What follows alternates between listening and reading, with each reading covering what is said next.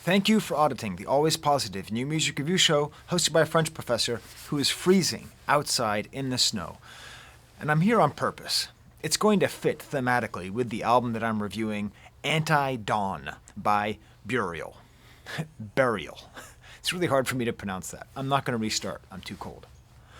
So, why am I reviewing this album, which is very atmospheric, very ambiance-based, not really in my wheelhouse? Well, I am prone to finding meaning in coincidences. My wife, who is a scientist and considerably smarter than I am, thinks this is one of my silly aspects, sort of a thing that she tolerates. And the fact that the last album I reviewed was by The Weeknd and was called Dawn made me want to review this album, Antidawn. I mean, if I was reviewing music in the 70s and some band came out with an album called Light Side of the Moon the same day as Dark Side of the Moon, or in a couple of years ago, if someone released an album called Read Only Memory the same day as Random Access Memory, I would review that as well.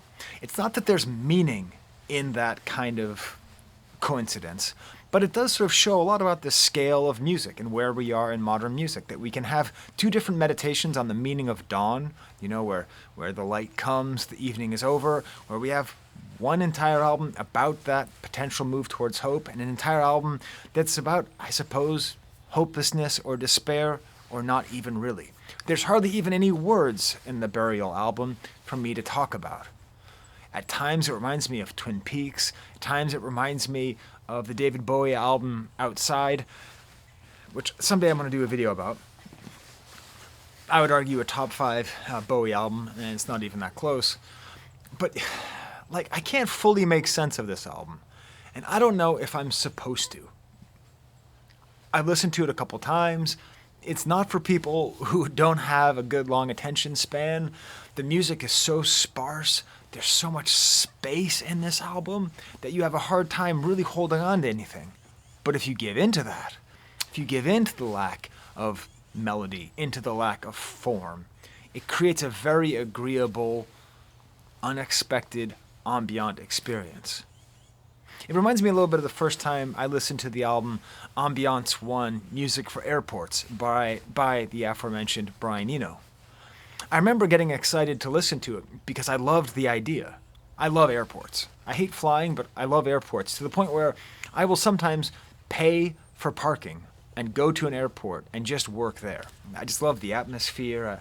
I love the anticipation, the movement, the clean lines, the cleanliness, the weird antiseptic nature. It's like a hospital with, flying creatures.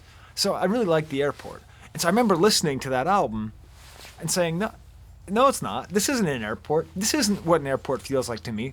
Brian, you did it totally wrong. I didn't really get the point of the project. I didn't understand ambiance as music. Now listening to it again, I get what he was getting at, and part of it is a lot up to the listener to derive meaning from it.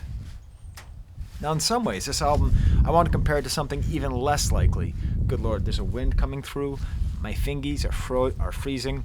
Please subscribe if you haven't subscribed. I'm trying to get to 30,000 before the next semester starts so I can brag to my students and smash the like bucket. In some ways, this actually reminds me, weirdly enough, of these albums from my childhood.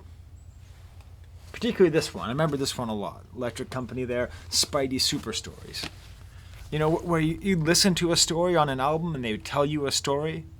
This is like that, but in a very avant-garde sense. The only thing that we are given, the only hint that we are given to the meaning of this album isn't some kind of superhero. It's this enigmatic cover.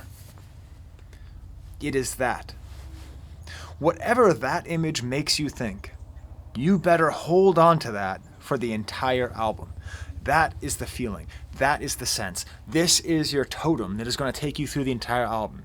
This woman or this girl wearing a man's face as a fur, whatever it is, what kind of menace, what kind of darkness, what kind of interest you might be deriving from that image, that's what this album is going to be for you. Now, hopefully my computer doesn't actually freeze. I live in Western New York, so when I say it's cold, like I'm not joking. It's like lake effect cold. The whole album begins with this song, Strange Neighborhood, with all this hiss, unclear voices, warbling sounds, nature noises. That's why I wanted to have this video outside. because I feel like that woman, like that girl in that picture.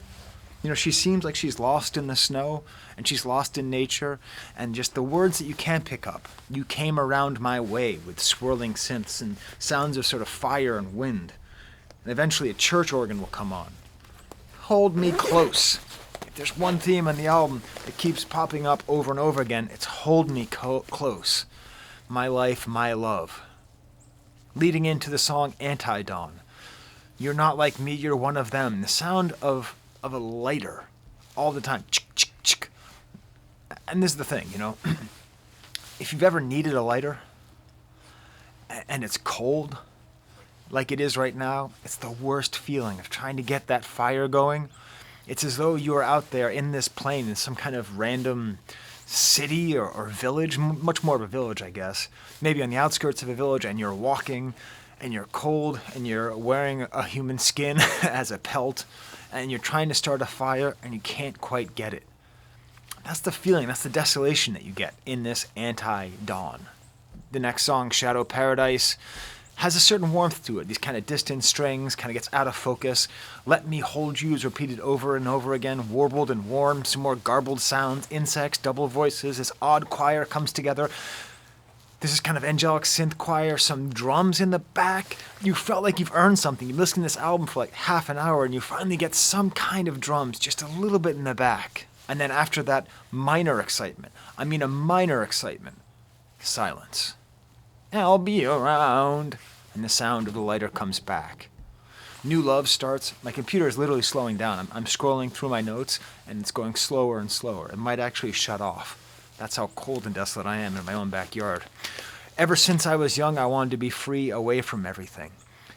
Here's the sense I get where we're like trying to track down somebody, maybe a young girl or a young woman who's left town and is searching for something, but she's gone, and we're trying to find her, and we're trying to see where she is, and we're in kind of a weird like open world video game where nothing makes sense, where there's no real enemies, you're just kind of walking and walking. There's some more organs, pitched up voices and crickets. And when I first listened to this, I was at the gym and someone was like using a machine and it's going rink, rink, like every couple seconds, and I thought it was in the music. It gets super epic at a certain point, somewhere in the darkest night, which I suppose is the Antidawn. The crackle of vinyl is all the way throughout here, giving a certain warmth. Somewhere in the darkest night, I won't be there. Not only is this an anti-dawn, it's also sort of anti-love. When you need me most, I won't be there. But there's kind of a sweet note to this kind of like rubble and rain. All I want is you, with another church organ coming back. The album ends with Upstairs Flat, kind of an aspiring voice. Again, the lighter sounds. An accordion, which has been jumping all around the album, comes back.